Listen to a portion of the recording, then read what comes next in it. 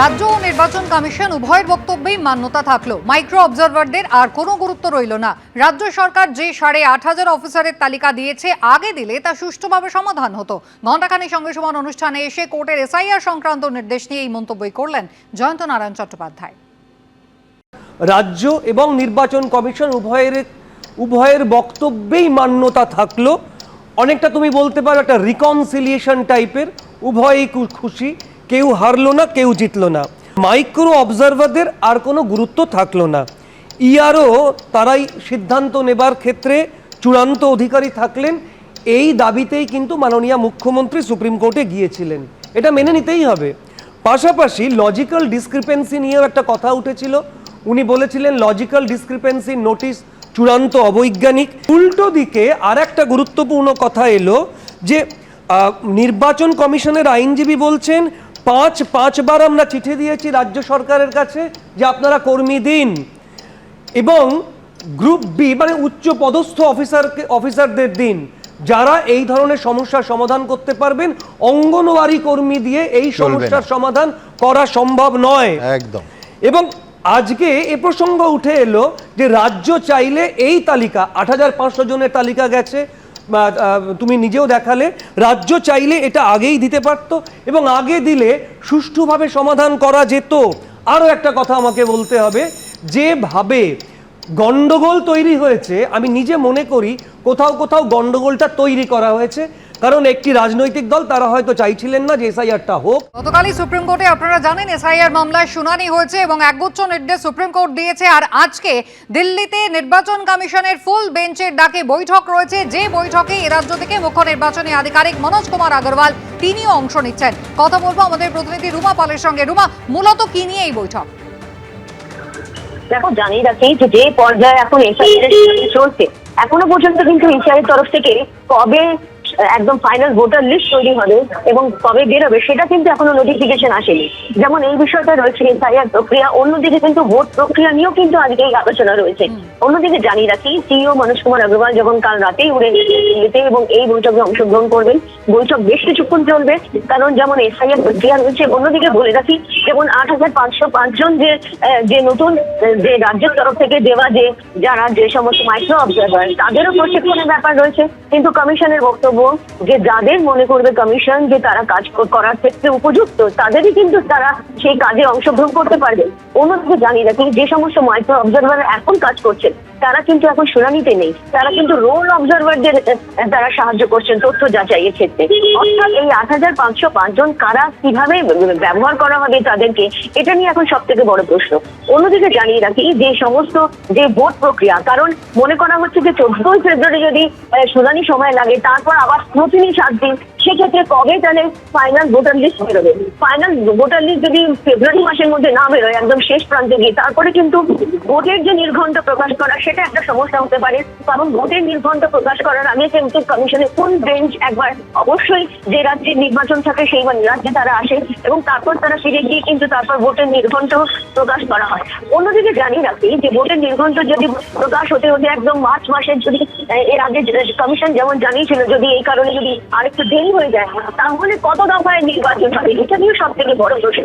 কত কেন্দ্রীয় বাহিনী প্রয়োজন হবে, এই সমস্ত কিছু প্রশ্নই কিন্তু উঠে আসছে এবং সেই সমস্ত প্রশ্নেরই উত্তর করছে আজকে কমিশনে কিন্তু বৈঠক রয়েছে এবং দিল্লিতে এই নির্বাচন কমিশনে এই বৈঠক রয়েছে এবং খুব স্বাভাবিক যেমন শুনানি চলছে এবং 8,505 জন যেমন অফিসারদের পাওয়া গেছে, তবে কমিশনের বক্তব্য বেশিরভাগই হচ্ছে লোয়ার ডিভিশন ক্লাস এবং আপার ডিভিশন ক্লাস অফিসারের সংখ্যা কম রয়েছে।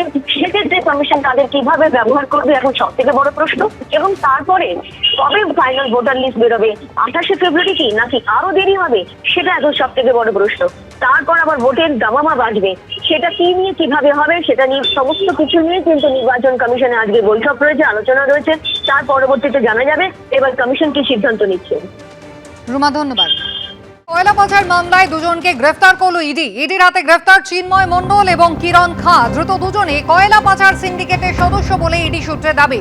সরাসরি আমাদের প্রতিনিধি প্রকাশ সিনহা রয়েছেন। প্রকাশ, গত সপ্তাহে আমরা দেখেছিলাম ম্যারাথন তল্লাশি ইডির, শুধু তাই নয় তারপরে জিজ্ঞাসাবাদ পর্ব চলেছে। কোন প্রেক্ষিতে এই দুজনকে গ্রেফতার করা হলো, এদের বিরুদ্ধে কি অভিযোগ? দেখো কুসুমিতা, কয়লা পাচারের যে পুরনো মামলা অর্থাৎ আইপ্যাক অফিসের যে মামলা, সেই মামলার শুনানি আজকে সুপ্রিম কোর্টে পিছিয়ে গেছে। কিন্তু কয়লা পাচারের যে নতুন মামলা, যেটা কলকাতার অফিসে রেজিস্টার্ড হয়েছে 6 মাস আগে, সেই মামলার শুনানি আর কিছুক্ষণের মধ্যেই শুরু হবে। এবং এই মামলায় প্রথম যে দুজনকে গ্রেফতার করা হয়েছে গতকাল গভীর রাতে, একজনের নাম চিন্ময় মণ্ডল আর একজনের নাম কিরণ খাঁ, দুজনকেই কিন্তু ইতিমধ্যেই কোর্টে তোলা হয়েছে।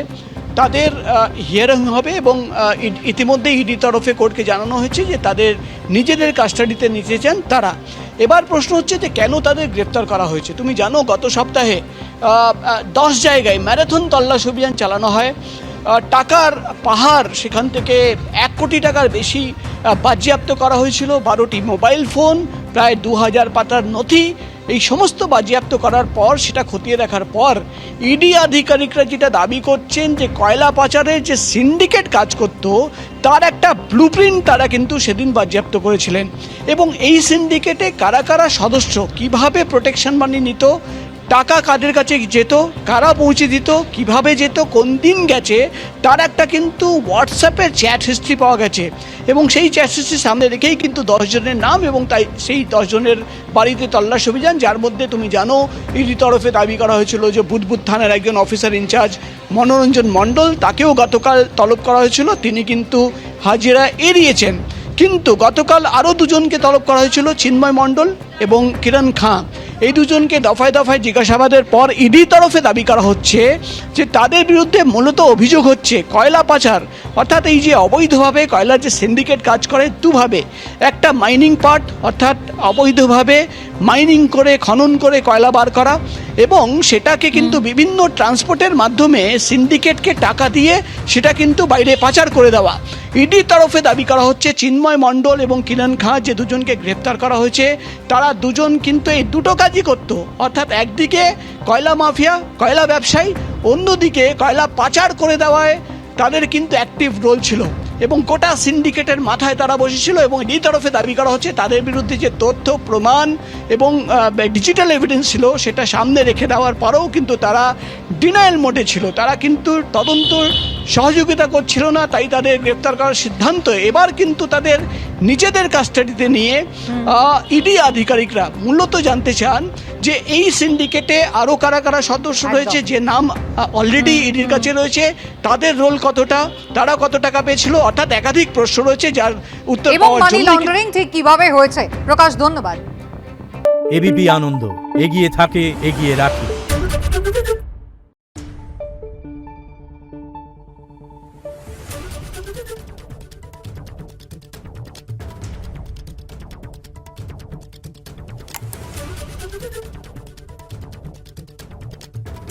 Thank you.